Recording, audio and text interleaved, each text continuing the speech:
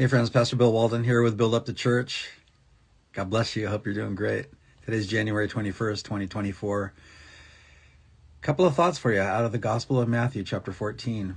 Jesus sent the disciples into a large fishing vessel, a boat, and said to go to the other side of the Sea of Galilee. There was a storm. It says, in the fourth watch of the night, Jesus went to them walking on the sea. Fourth watch of the night is between 3 and 6 in the morning. So apparently he had sent them off about sunset. So they had been rowing all night. And they're accomplished fishermen. They understand the danger they were in. They had been on that lake many times. They knew about the storms on the lake. And they had been rowing contrary to the wind. And so hours and hours, 6, 8, 7, 8 hours, they had been rowing. But Jesus came to them walking on the sea, and when the disciples saw him walking on the sea, they were troubled, saying, "It is a ghost," and they cried out for fear. Now, this is where we want to start looking for some application. None of us will ever have that particular experience with Jesus. But we have similar experiences, not with the physical Jesus, but with the Jesus that dwells within our hearts. He says, we're going to do this. I'm going to have you do that. To the disciples, go over to the other side of the lake. For us, I'm going to have you go talk to this person. I'm going to have you buy a home for your family. I'm going to have you start a ministry. I'm going to have you make a phone call and try to reconcile with somebody. And it feels like a storm. And it's difficult, legitimately difficult. Things are contrary, and you're trying and you're trying and you're trying, and you're starting to feel like you're going to go under. And then Jesus, you think you have a Jesus sighting, but you've never seen him this way before. Now the disciples knew Jesus well. They had just ministered alongside him with the feeding of the 5,000 men, plus women and children, 10, 15,000, 20,000. They knew Jesus. I mean, they knew what he looked like. They knew the sound of his voice. They knew all of that. But they hadn't encountered him when they were in the middle of a storm and him walking on the water. So they were used to Jesus a certain way, and now he's going to come and help them looking a little different. Undoubtedly, it must have been hard to see him with the wind and the waves and the mist and, the water blowing in their eyes and all of those physical things. But also just, practically speaking, they had never experienced Jesus this way. And sometimes Jesus wants to come into our lives and help us with stormy things, tumultuous things. And we have a sense that maybe he's doing something, but we've never experienced him that way.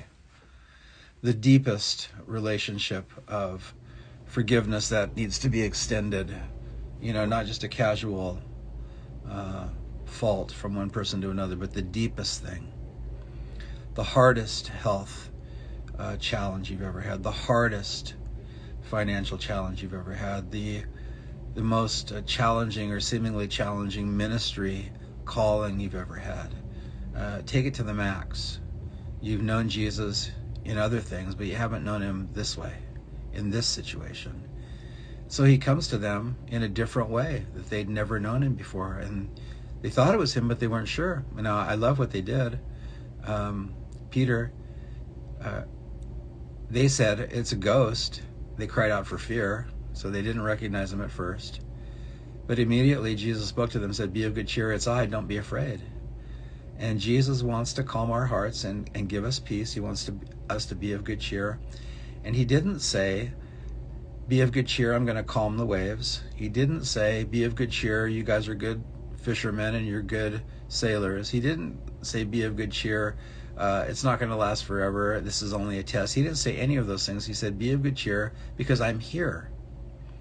And for the follower of Jesus, that's what we need to be sure of, that though we may not have recognized him, and maybe even misrecognizing him, it's a ghost. No, it's not a ghost. Jesus would say, it's me.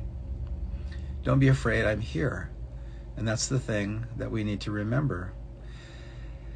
Peter said, Lord, if it's you, command me to come out on the water. Now, Peter takes it a step further, and Jesus doesn't rebuke him. And I think in my life, let's say it's a relationship problem and I need to ask for forgiveness, or somebody's going to approach me and ask for forgiveness, and there's a lot of bad hurt and all that kind of stuff. And I'm thinking, I really don't want to do this. Jesus, is it you? Yeah, don't be afraid, it's me. I think Jesus is okay if I say, Lord, if it's you, then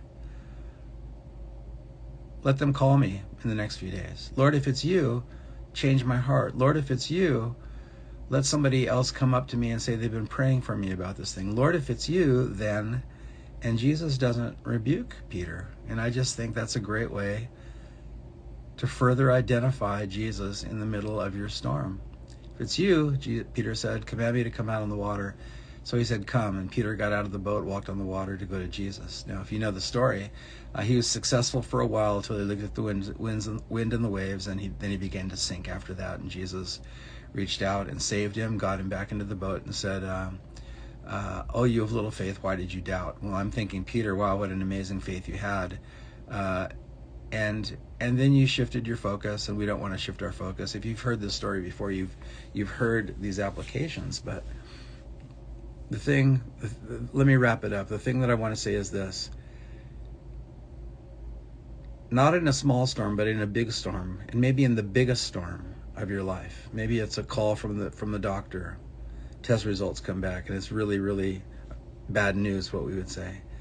Whatever the case may be, bad news about a relative or a friend or a financial loss, whatever, the big one. And you're wondering, where's Jesus in this thing? And he kind of starts to appear, and you're thinking, is that him? I don't know if that's him. Is that him? Is it a ghost? Is that him? And then he begins to minister to us by the Holy Spirit who dwells inside every Christ follower. And Jesus said, yeah, it's me.